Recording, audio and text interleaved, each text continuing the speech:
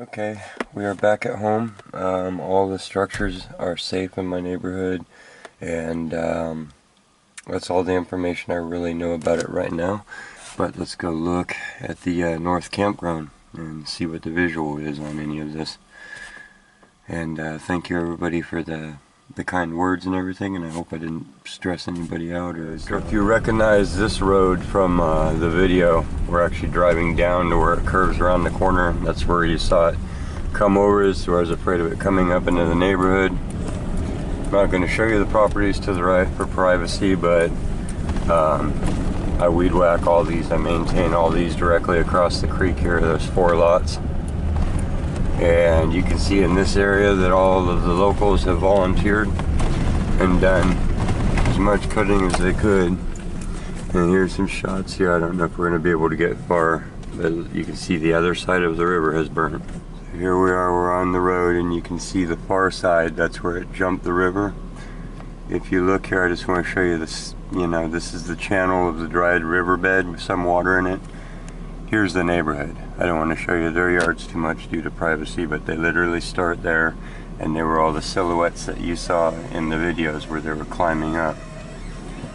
And yeah, the whole back ridge there is burnt off. Most uncut areas here that the other volunteers and me didn't get to, I did the campground down here, all of the flat part of it, and I was meticulous. I tried to shave it down to, like, you know, I burnt literal fire lines into the ground. Oh, but so this is just a little road, the river that's still got water in it. You can see the black lines of the other side.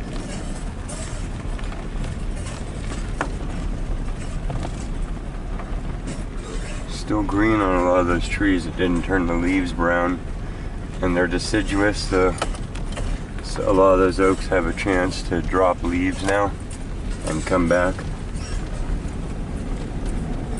But now that we're down low, you can't see that this goes ridge over ridge because this ridge is hiding the last. But you can see to here, we got it, you know, cut down. This was shaved down. This was actually somebody else did this couple spots here. And then I did all the campgrounds down here, so I'm thinking it either went through the treetops because there was nothing we left on the ground, or it went through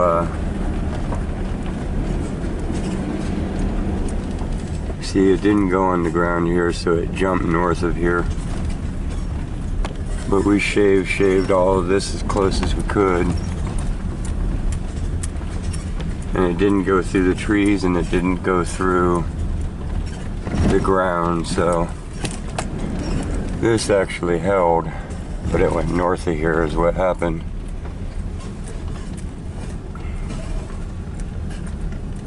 You see, we brought it all the way up to here. This was, I spent a couple weeks out here personally myself trying to do that, but then this gets thick up here and it jumped north to this point. This is the widest that we have. And then it starts getting skinnier and where things can go more and more into where the actual campground ends. This is the old town site out here that we call the campground. That's flats that used to have 20 cabins. This is where I found the gold and the silver coins. And it looks like it held. Not that it saved anything, but it did not cross over here. It was further up the canyon where it's out of our grips, where it's just wildland. This literally is, you know, pretty deep grass when the season starts off. It takes a lot of energy to come down here and just reduce it to leaves and trees. Yep, the whole campground held. Okay, we're fine, and there was nothing more we could do. You can't go off into the wilderness and shave everything, and this started like 8 miles to the west, so. And the other side of the river burnt, and all of us are on this side, so that was a miracle.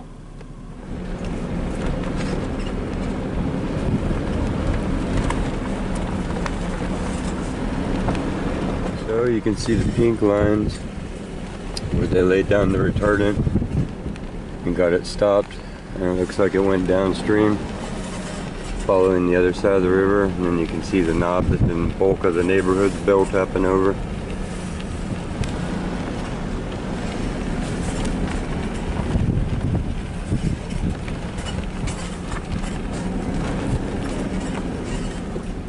There's still fire smoldering away out there. You can see they're still dropping on it. But we're gonna be okay. You know, we're all good.